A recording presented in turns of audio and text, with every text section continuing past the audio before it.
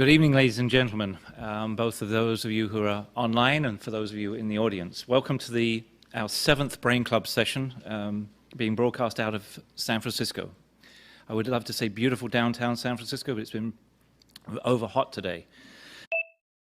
Just a quick reminder of what the Brain Club is about.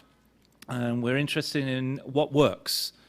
And our second tagline is serious fun. So what works, and let's take a serious look, but let's have some fun doing it.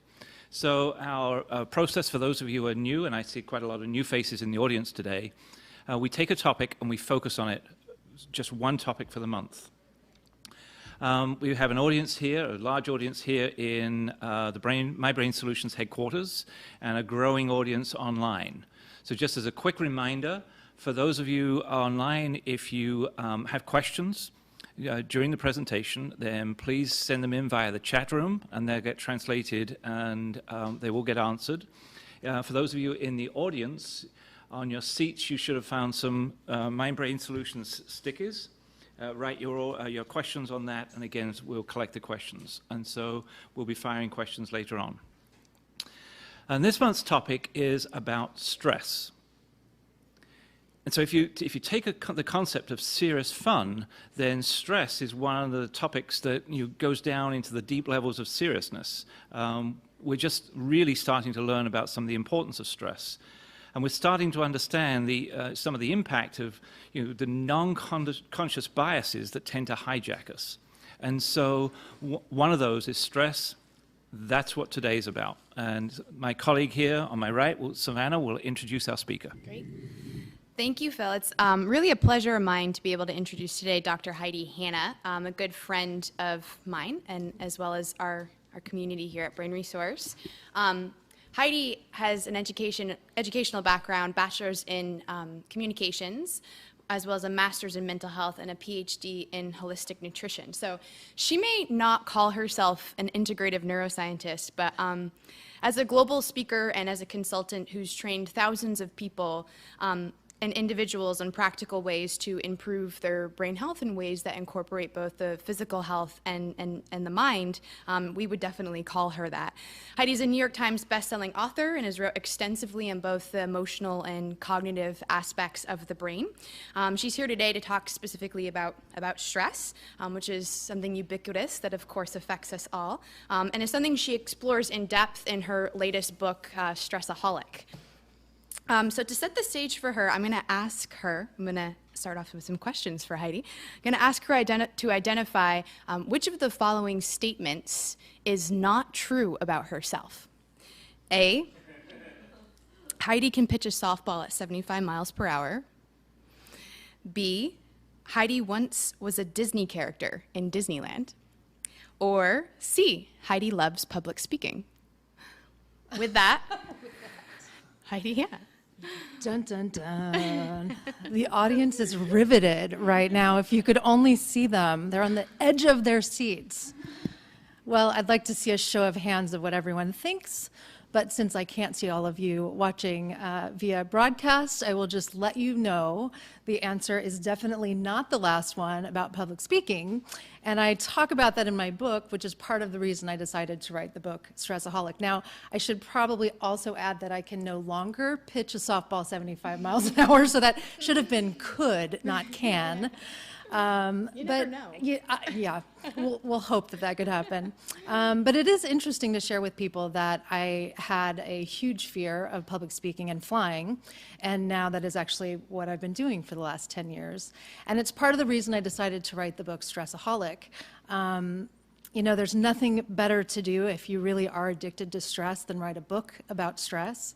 So it was kind of like I was getting my rush or getting my fix from stress once I realized that stress was actually something that could be neurochemically addictive. So I started diving into the research about that. I love the term you used, by the way, integrative neuroscientist. I can add that to the list of things on my bio. Thank you so much. We've dubbed you. You have dubbed me, and I will credit you for that. Thank you. But I love this topic of stress. It sounds funny to say that I love stress, but I really do love stress. And I love the idea of taking a serious approach to this, but also having fun. Because the number one way to really change our relationship with stress is to actually have fun with it and be able to see the lighter side of things. In fact, I joined a group called the Association for Applied and Therapeutic Humor because I knew I needed to laugh more. And being the nerd that I am, I decided to look for a group that researched humor instead of just going to a stand-up show. And what I've learned is that really humor and play and laughter is a great way to manage stress and change the way that the brain perceives stress, because really that's what this is all about, is not just the stress that we think is outside in the world around us, but our individual relationship with how we perceive the things that we pay attention to. So that's what I wanted to talk about tonight, is really looking at what stress is, looking at our relationship with stress, why stress actually becomes addictive, and how we can change that relationship with some really simple tools. And I decided to actually add a few things from MyBrainSolutions, some tools that I've personally used and used with my clients that have been effective to do that. So, sound good? That's where we're going. Sounds great. Okay, we're on track. No stress. So I always love starting with this idea of what is stress. We all have a different idea of what stress is.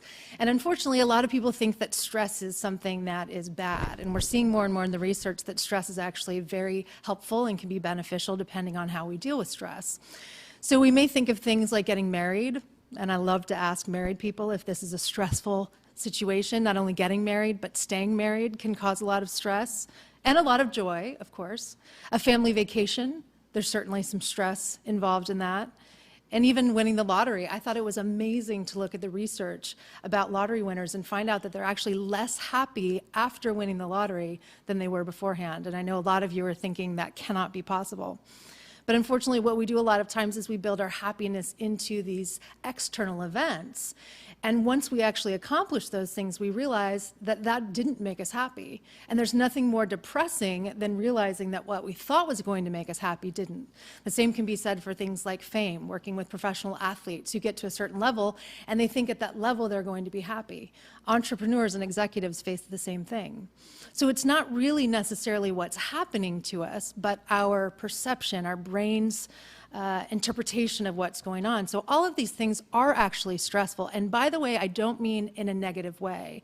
The true definition of stress is really anything that causes change or any stimulus for change. Hans Selye kind of used stress for the first time, the way we use it today, as being an adaptation process. And so if something nudges us in a direction that's outside of the norm, that would be considered stressful, whether that's a good stress or a bad stress. But we tend to think of this as the well-known fight or flight response. And certainly that is a stress response, but it's not the only stress response. One of my favorite things to look at is the different types of stress responses that we're now seeing. And Barbara Fredrickson does a great job talking about a totally different type of stress response she calls tend and befriend.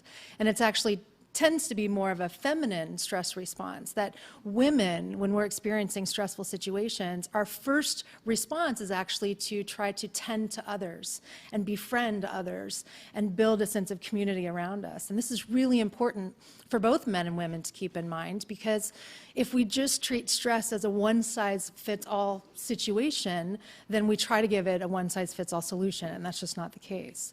So being aware of that for women in particular, it's important, because a lot of times they end up trying to take care of everybody else around them as their energy levels go down further and further and further, triggering an actual fight or flight response in their physical system.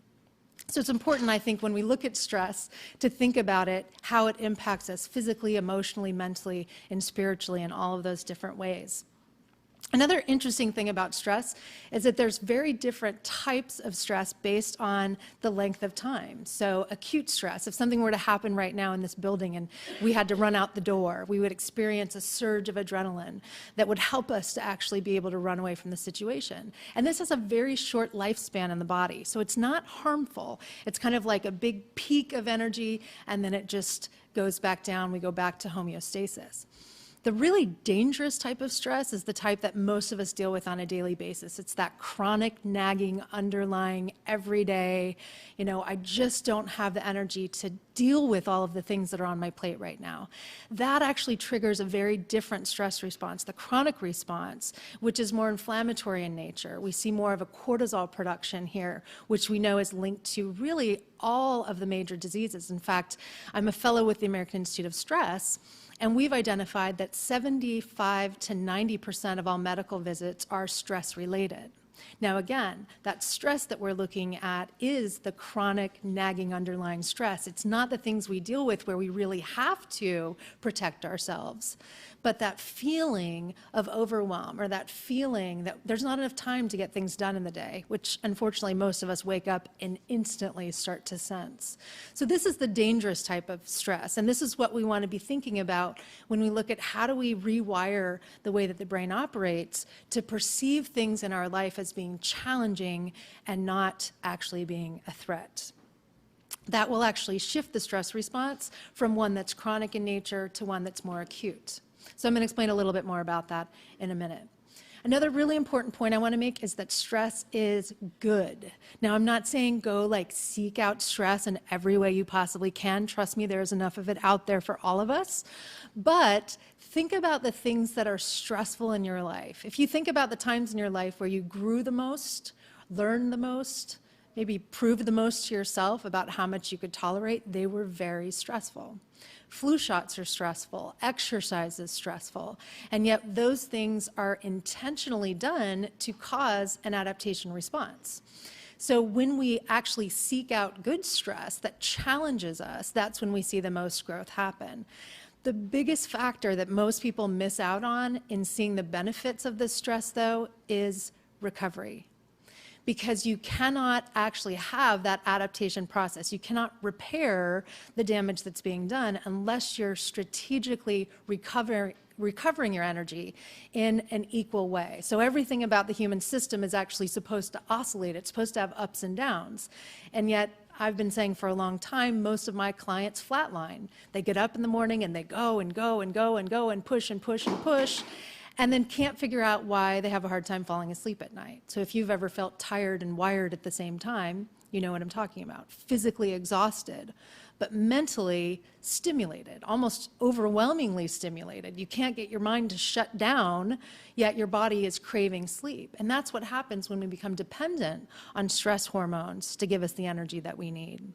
So again, some stress is good and we want to seek that out, but we have to have adequate recovery and recharge time to get the energy back into our system to actually adapt. So I talk about stress as a relationship. I told you we were going to have fun with this. This is unfortunately the way a lot of people feel. They're getting frustrated. There's too many demands on their plate at any given time. And when I talk to people about eating right or exercising, I always get the same excuse or the same story. Oh, I'll get to that as soon as this happens. It's what I call as soon as syndrome, and many people have that. As soon as work slows down, as soon as I get some sleep, as soon as the kids are out of the house. But the reality is life never slows down to give us a chance to recover our energy. And unfortunately, my guess is most of you have had an experience with somebody in your life where you've seen this happen and have very negative consequences. Phil and I were talking about that earlier. I lost a friend earlier this year, and I've dedicated a lot of my work to trying to teach people how important recovery really is. Because the more positive things are going on in your life and you feel really grateful about all of that, that is a wonderful situation. But if you're not recharging your energy, all of that great opportunity, all of those exciting things going on still require energy. So you can find yourself actually depleted and exhausted and burn out, even doing things you love. And I saw that happen with a friend of mine. So I think it's really important to be thinking about that. What is your personal relationship with stress? I know that sounds really bizarre, but we all have a relationship with how we approach stress. Now, when I talk about stress as an addiction, we do have some very good research.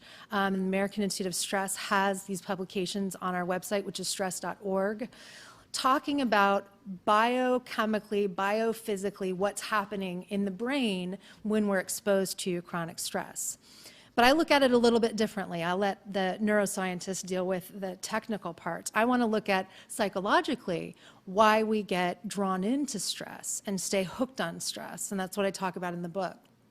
So to me, there's really 3 reasons we become addicted to stress. It's stimulation, distraction, and validation. So we get stimulation from stress when we're tired.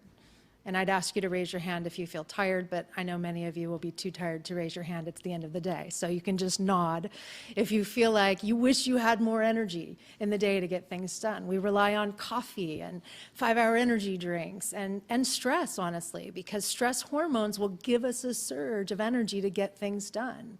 The challenge is it also causes a neurochemical dependence on that. When you start to come off of stress, it feels really uncomfortable. That was my big aha before I wrote the book. I was sitting in a hot tub up in where was I? Sonoma or some beautiful place at this inn in wine country, and I was so excited to take a day off. And I had always built a day off onto work, as I'm sure many of you do. I happened to be there, so I'll just take a day for vacation, and that's the only vacation you take all year. By the way, that doesn't count as a vacation, if any of you are wondering. But I'm sitting in this hot tub thinking, this is awful. You know, I closed my eyes and 30 seconds later, I couldn't stand it. It was not fun. It was not relaxing. I wanted to get back to work because there's something really exciting about staying connected and about the adventure of work. And yet relaxing, as those stress hormones come down, it's almost like going off of sugar or any other drug. It can actually feel really uncomfortable. So for a lot of people, they just go right back to the excitement and the adventure of stress. Now, again, I'm saying stress is good, so there's nothing wrong with that if you're building an adequate recovery. But how do you know if you're getting adequate recovery? I would say to most people, you know you're a stress addict if you close your eyes and within a minute of trying to relax, you find it excruciatingly uncomfortable. And a lot of people just thinking about that makes them uncomfortable. So that's that dependence on stress for stimulation. The other 2 I'll just touch on briefly, distraction. So dealing with stress is actually a lot easier than dealing with feeling lonely or bored. And it's also great for validating us. I remember driving one time and checking email at a stoplight, which I will never, ever do again. But I did it this one time. I had probably been on the road for 20 minutes.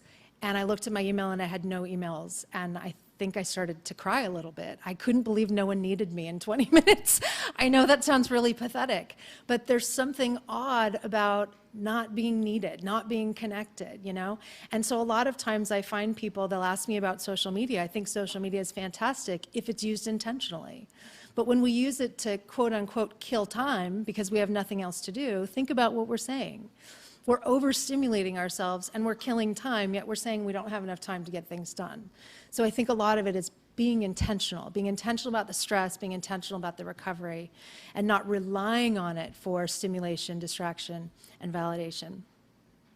So I came up with a pyramid, and I'm sorry to throw another pyramid at all of you because there's so many pyramids out there, and I really tried to stay away from it. But the more I kept coming back to this kind of 5-step solution, the more I realized it had to be a pyramid because they build upon each other. And in fact, it looks like a collapsible pyramid. I don't know if any of you had those little cups when you were a kid that opened up that I just thought was the coolest thing, and now I look back and think, you know, that was pretty simple.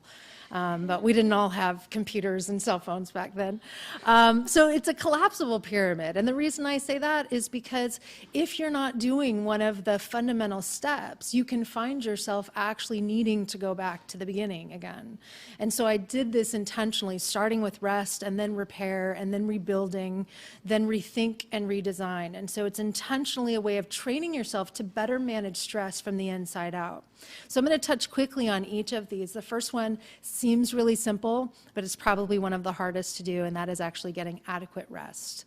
So this is not just sleep, which we know we need about 7 to 8 hours of sleep every night, but also rest during the day, being able to actually work for 50 minutes or 55 minutes and taking a 5 to 10 minute mental break. You know, rest isn't just about the body taking a break, it's about the brain taking a break. And we don't typically build that into our schedules. We can perform at higher levels and sustain that by oscillating, building in these short periods of rest. So again, rest for the body and rest for the mind.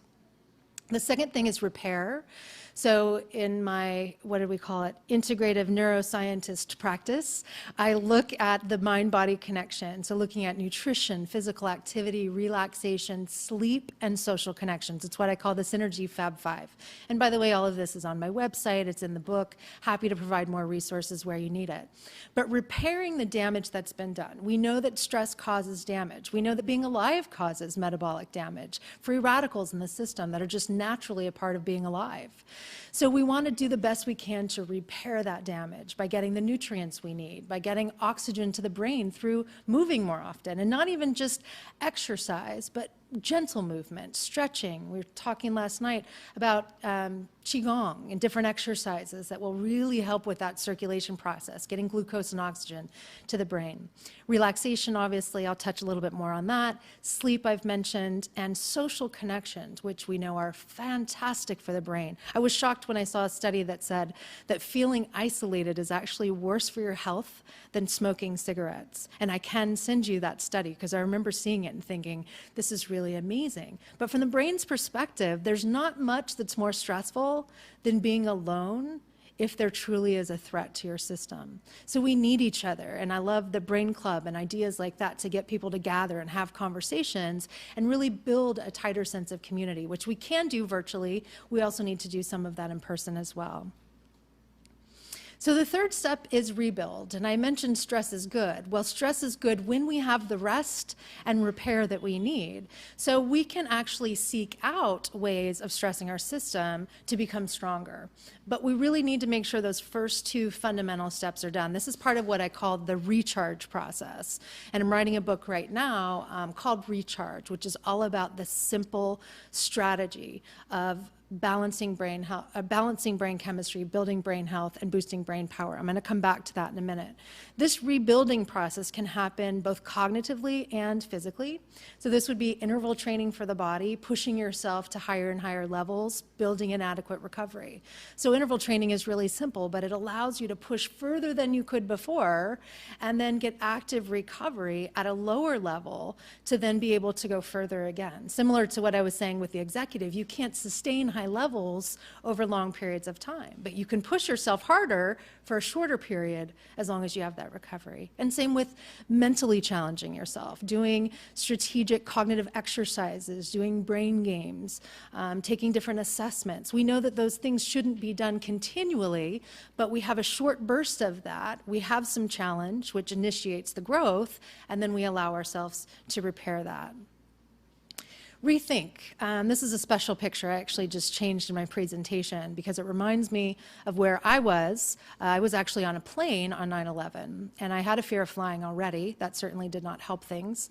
I got stuck in Chicago for a week, and you know, thinking about going through a stressful situation like that, we can kind of become hardwired. We can have a, you know, post-traumatic stress situation.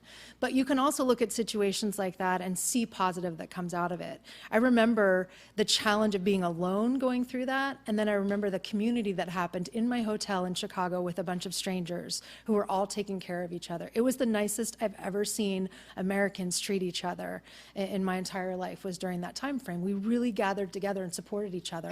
We don't want to go through that stress and that trauma to get there, but sometimes in those moments of the darkest situations, that's when we can really shine. So I always tell people, when you're really going through something traumatic or stressful, think about how you can rethink the lesson that's being learned, the challenges that you're being given. And if you can see it as an opportunity to shine, you will actually benefit from the stress rather than letting it break you down. So that's one I definitely like. And the last one is redesign.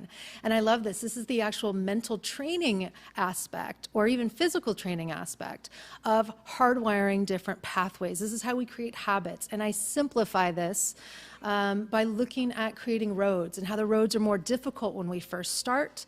But by adding the right nutrients, we create more solid roads. We create a new automatic highway, a new automatic pilot, where we're starting to get pulled into doing the things that are going to be helpful instead of having to push ourselves. And this is what I love about actual brain training and some of the tools that are available to us now, where we can start to hardwire those different patterns of thought and behavior. So that's redesigning our relationship with stress. So I wanted to just run through quickly, and again, I just wanted to do this on my own. I wasn't asked to do this, but I really like the MyBrainSolutions tools that are available. I've used them myself. I've used them with my clients. And this, again, is that recharge process. So the first thing I look at is how do we calm the brain? So I look at balancing brain chemistry through strategic relaxation, strategic disengagement. So different tools like the relaxation room, my Calm Beat, which are available. Looking at building brain health. So here, looking for things that are going to help us to have more gratitude in our life, more positivity. You know, we have enough of the negative. From the second we get up and look at the newspaper, turn on the TV, look at social media, we are bombarded with negative messages. So we actually have to seek out the positive so that we can balance the brain chemistry, create a relaxation response, not just the stress response, and then build those connections by firing positive endorphins in the brain. So we've got a gratitude exercise, and one of my favorites, I have to say, it's very simple, but popping the bubbles. It's also a good stress reliever. If you ever see me in the airport and it looks like I'm punching my phone, I'm popping the positive emotion bubbles. It's really fun. Makes people wonder about you too, which is also fun. And the last thing is boosting brain power. So how do we really target? How do we get more specific? Now with this, I think about things like meditation, which is relaxing, but we can also use a targeted meditation to move us in the direction we want. So positive affirmations, journaling, these are great ways to really make sure that we're aligned with the things that matter most to us, which is going to improve our ability to have sustainable high performance, be more resilient to stress, and actually have stress help us as opposed to break us down. And the last thing I'm going to mention before we take some questions is just additional resources. So I have my personal email address, and I'm the only one that checks it. It doesn't go through a bunch of people to get to me. So if you have questions or comments or want me to check out something for you, I'm happy to do that. My website is there as well. A couple of books I've done, The Sharp Solution, which is really about brain health and brain training, came out last year. This year was Stressaholic, looking at stress, addiction, and how to build resilience. And then the one I'm working on now, which is also the one I need the most. It's kind of ironic how that happens. We teach what we most need to learn, and that is recharge. How do we invest in our most valuable resource, which I really believe is ourself and our personal energy? And I'm meeting more and more people who are burning out and breaking down and really need to learn how to recharge so that they can be more effective at helping all of the other people in their life. So that's all I've got. Well, it's not all I've got, but all I've got for now. Thank you. Thank you so much, Heidi. I think everyone can resonate with this in some way, and I just appreciate you making these strategies so practical, because I think stress is often talked about so conceptually and as such a massive problem, yet no one really knows the tiny, simple steps that can be taken to actually change it and make a difference. So thank you. Just a few questions, and I know we have some from the audience as well that will be collected for us, but I'm just going to kickstart. You didn't talk too much about this, but I know that there is a very significant relationship between emotional stress and emotional processes in the brain and our cognitive processes. So how we pay attention, what we tend to pay attention to, our ability to focus, our ability to multitask. So can you speak a little bit about the interplay there and how that ties into some of the things you're saying? Yeah, that's great. And thank you for allowing me to talk about one of my favorite things, which is the monkey brain. So this is how I keep it simple and playful. This is serious fun in action here.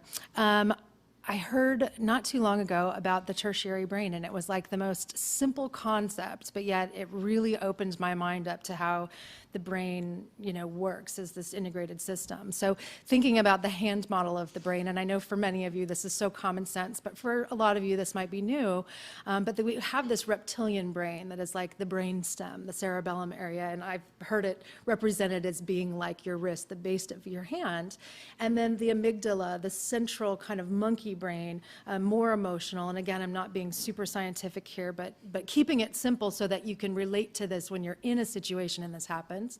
So we've got the lizard brain, the monkey brain, and the human brain, the cortex that's really doing the more logical judgment, processing. And what happens a lot of times with emotional stress is that that central part, the monkey brain, gets triggered. And the reason I like the hand model is because I will actually do this as a reminder to myself that I'm acting out of my monkey brain. Yes, so if you see me doing this at the airport, you'll know what I'm dealing with. Now, I also happen to have a monkey here, so thank you for letting me mention that.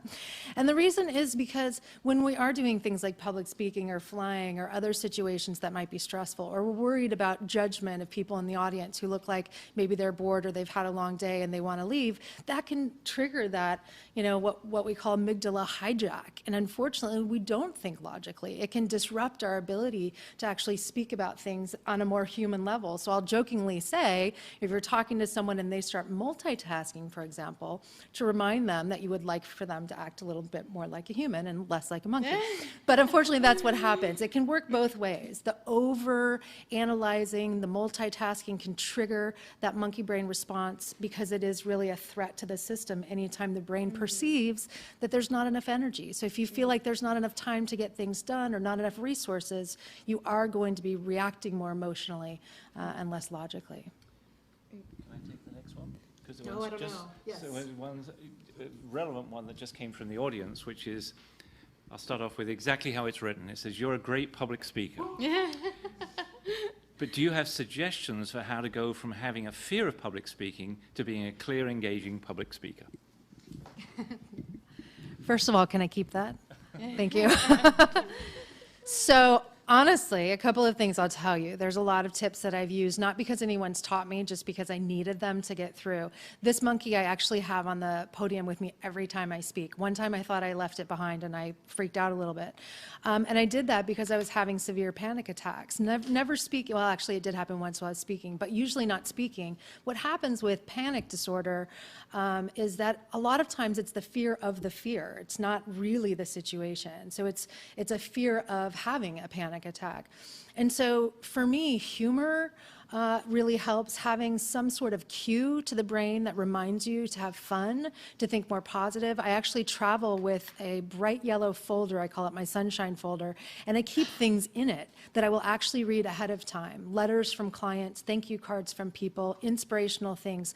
I will flood my brain with as much positivity to try to balance out the potential negative bias that can happen when I start scanning the audience and overanalyzing everybody's reactions.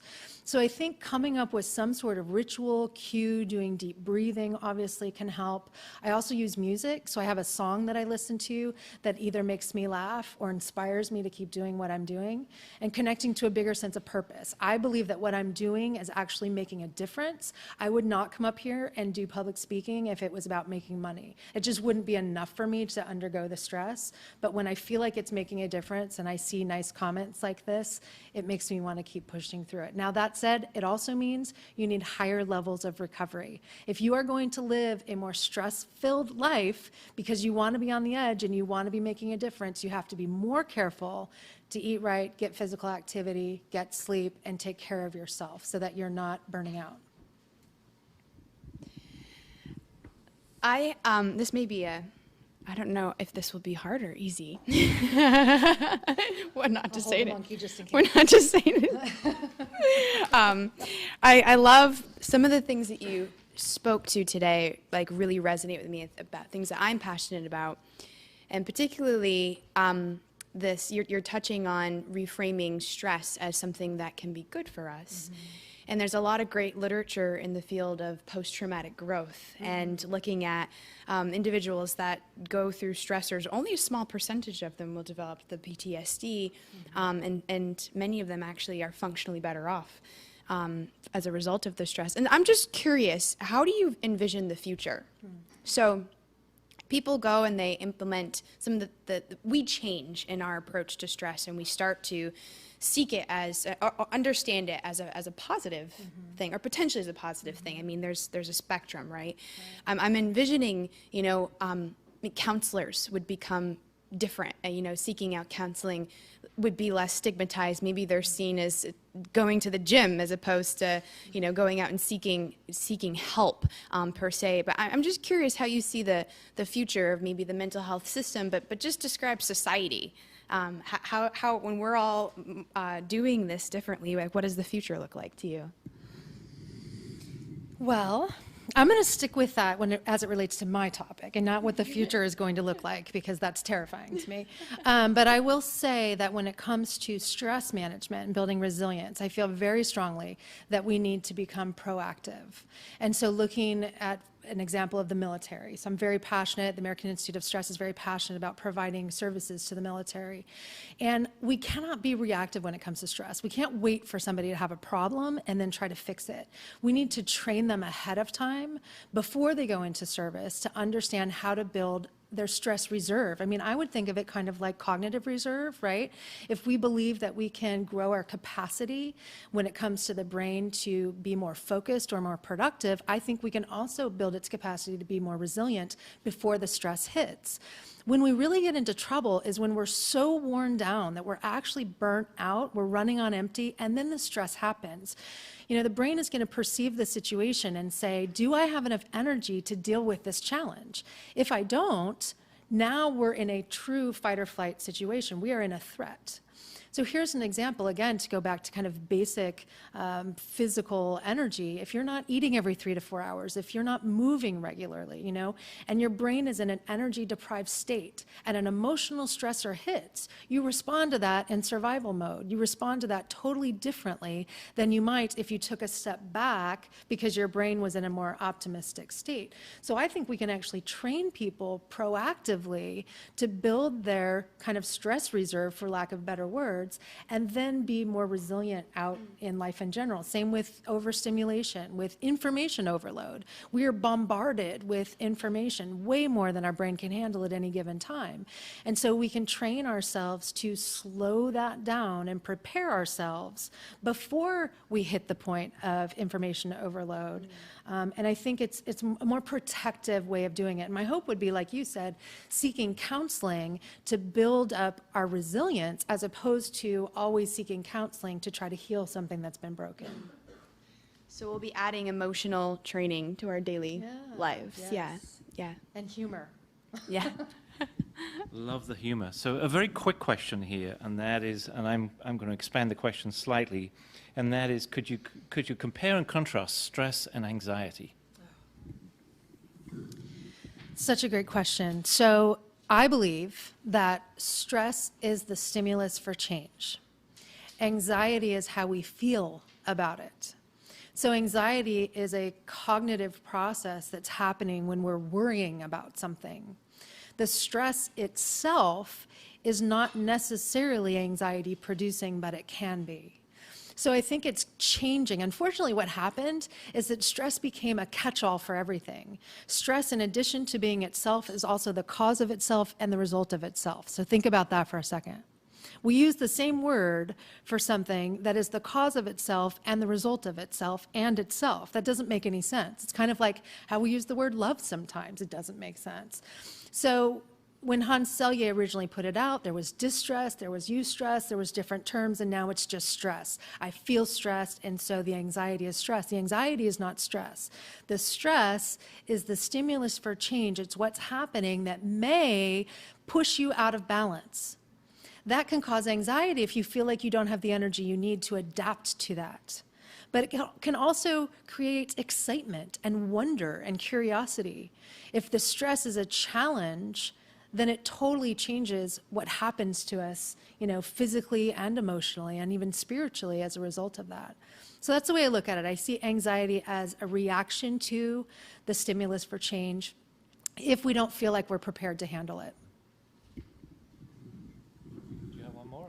We've got. I love that one. If we could end on that, that'd be awesome. No, there's more. I see there's more. Go ahead, Phil. Well, one of the things you talked about was about spirituality. So I'm going to change this question very slightly to go back and says, how do you think spiritual practices fit into your pyramid?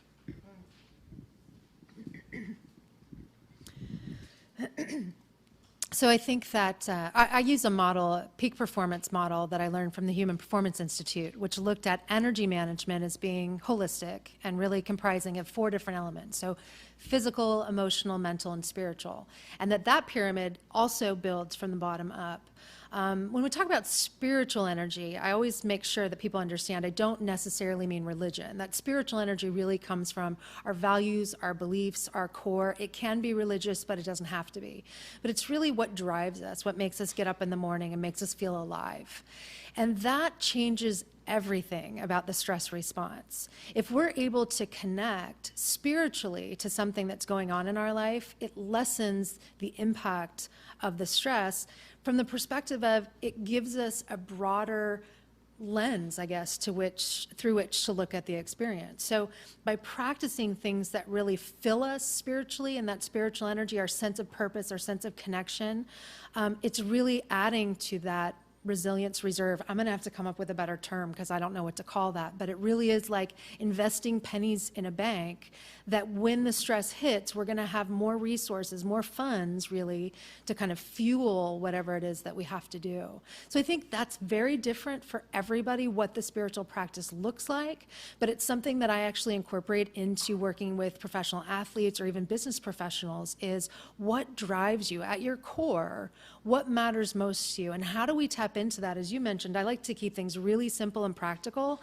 How do you tap into that on a daily basis? Whether it's a screensaver, the back of my cell phone is the logo of a nonprofit that I started. Every time I pick up my phone, I'm reminded of something that's bigger than myself and something that means something to me. And actually that helps if there's a stressful phone call to feel a little bit more resilient because I know that life is bigger than just that one stressful phone call. So I definitely think spiritual practices can really help build resilience. We'll take 2 more questions, I think. I'll take one and then... So you talked a lot about rebuilding. And it says, so how do you take that to a personalized rebuilding process? Are there different strategies that might be for personal use rather than general strategies that you've talked about? Yeah, so with the rebuild phase, I look at all of those different factors, and with my background in holistic nutrition, I really focus a lot on nutrition because I do think that we can decrease inflammation. So when I look at diet, for example, I'm looking at something that would be anti-inflammatory that's going to help to reduce the internal stress. Stress is not just what's happening outside us, it's also what we're doing to ourselves. We eat a lot of foods and drink a lot of substances that actually stress us out and decrease our resilience. So fortunately, we can now become very specific in our recommendations for nutrition by looking at different types of functional medicine assessments, for example, looking at allergy or intolerance profiles for each individual. So as kind of a general rule of thumb, I would say eat a diet that's anti-inflammatory, eat foods that are natural, something your grandparents' would recognize as food, to quote Michael Pollan. I love his work. Eat more plants, all of these common sense things that we know we should be doing, and eat less of the things that are going to cause extra stress. Now, for the individual's perspective, most people know their body way better than I know their body. So I'll usually ask them, what do you think stresses out your system? What do you not feel well after you eat it? And if you're not sure, there's a few foods we can just eliminate for a couple of weeks, a basic elimination diet to get your system to reboot, reset, and then as you add those foods back in, it'll become pretty clear to you what your body doesn't tolerate well. So I think what's exciting about right now is with nutrigenomics, we can actually start to fine-tune our recommendations, and same with exercise. It's pretty much common sense. Doing things like interval training, strength training, flexibility training are important, but we can start to fine-tune that on an individual basis. So obviously with such a big group, I can't say for each person what that is, but certainly I'm happy to provide you with some guidance if you want to contact me afterwards. Okay, last question. Okay. So you've talked a lot about strategies that are more like coins that you're putting in the piggy bank, and I think that a lot of those same strategies can have an immediate benefit as well. I think when people think about stress, it's not yet conceptually understood that you have to do things today to prepare for those future stresses, right. Like making the right dietary choices to prep your brain to be in the best state and have the best environment for your brain. if there's anything you could leave the audience with, our poor stressed minds right now, something we could all do to have an instantaneous impact. A lot of the things, again, you've talked about like gratitude. Is there something, though, that's kind of ubiquitous to most stressful situations that could be guaranteed to have a pretty instantaneous impact to someone's brain? As you're talking, I'm going through all these ideas. Do I want to say this? Do I want to say this? And there's just one that I won't get stressed. No, I'm really excited, actually, if you can't tell. They look the same, excitement and stress sometimes. I would actually say from my own experience, and I know I've mentioned this a couple of times, it has to be humor. Humor is such a wonderful tool, and I do 5 things every morning. I call it my high 5. It's how I jumpstart my brain, and it's movement. I do meditation, I do mindfulness, I think about my motivation for the day, and the last thing I do is mirth, which is actually humor. I seek out funny things to put into my brain because humor has this beautiful cognitive effect of rebalancing brain chemistry, of helping us to have a different perspective on life. And obviously humor is very individual, so what you find funny, maybe someone else doesn't, but one of my mentors and best friends taught me something very important about humor. She said, it's not about being funny, it's about seeing funny. And I loved that because really it's about being able to look at the world around us and just take it a little bit more lightly and just have more fun with it. And I think really at the core of a lot of our issues, if we had more fun and didn't take things quite so serious, or maybe take it serious with fun, right? We can combine those things. Our brains would work better, we'd be healthier, we'd be happier, and we'd just get along better too. I don't know. That's it for me, it's humor. Have more fun. Which is why I like hanging out with you guys so much. We love you too, Heidi. So I'm wonderful. We end up with the topic of serious fun. So first of all, thank you all for being here today. Thank you for those of you who are listening in. For those of you who are planning to attend next month, we are changing locations, so be very, very careful when you get the invitation. We will be inviting you to a different place. So just a heads up. So let's use our normal process of saying thank you to Heidi for a wonderful presentation. Thanks.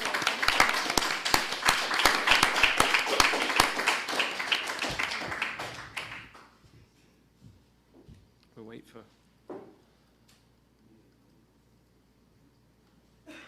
Okay.